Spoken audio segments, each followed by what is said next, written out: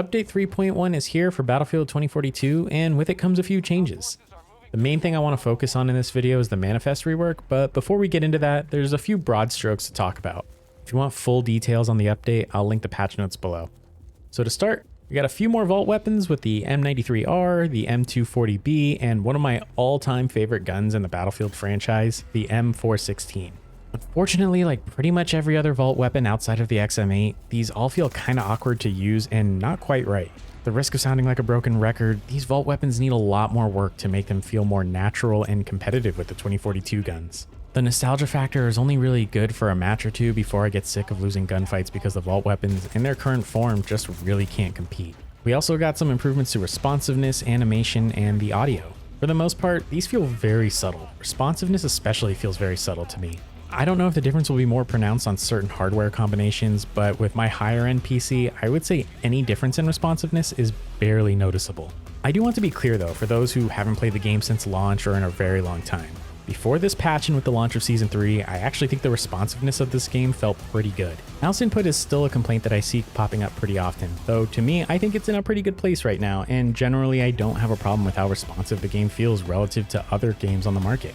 Animations are a bit more noticeable. To me, the transitions especially were needing the most work, especially when going into a sprint or traversal sprint, and I do feel these are a bit snappier and quicker. This is again a fairly subtle difference, but it's there. If they do make further improvements to the animations, I'd just like to see them be a little more complex or a little more detailed. I think the animations for 2042 are a bit simpler than a lot of other AAA games on the market. Audio is much more noticeable though. I've always felt 2042 handled footsteps really well, but I would say the audio as a whole has been elevated quite a bit. Battlefield has always been known for some of the best and most cinematic audio experiences you can find in an FPS, and 2042 was initially a bit of a step back from that legacy. I'm happy to say though, we're moving back into the right direction. As I said, footsteps were already quite good in this game, and they're even better now. But things like explosions and especially aircrafts flying overhead and dropping bombs have a lot more depth and feel way more present.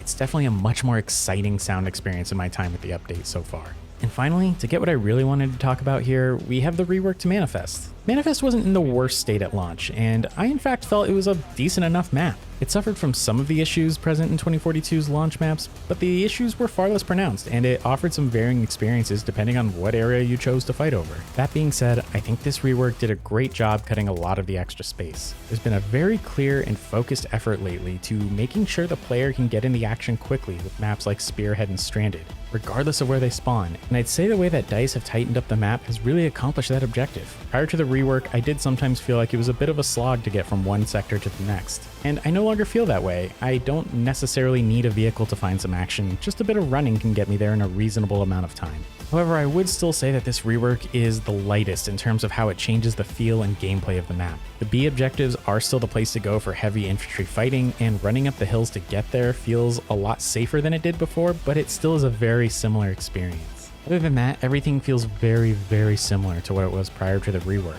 just slightly improved. I would say that this amounts more to minor tweaking than a full-scale redesign.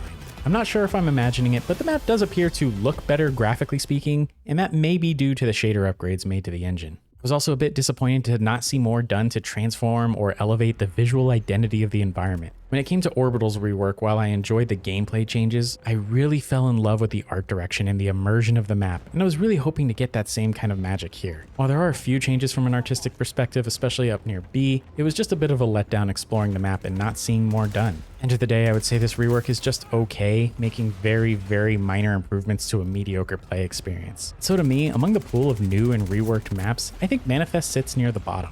It's not a terrible experience by any means, but when I think of Orbital, Exposure, Spearhead, Stranded, and Renewal, Manifest just doesn't quite measure up and feels like a filler map. I'm not upset when I see it come up in the Conquest rotation, but I'm not exactly excited either. Though I am really excited to see what they do with Breakaway next month, which has been advertised as a very significant rework and redesign. If they can pull off a transformative recovery on that map, it would give me a lot of hope for what they could do with Hourglass in Season 4. So that does it for me and my early thoughts of Update 3.1 and the reworked Manifest. What do you all think? Have you had a chance to play on Manifest yet? Where do you think it falls in the map pool now? And do you have any ideas for how DICE could improve the vault weapons? Let me know in the comments below. I'd love to talk more about it. And with that, thank you for watching. Leave a like or a dislike, and I'll see you all in the next video.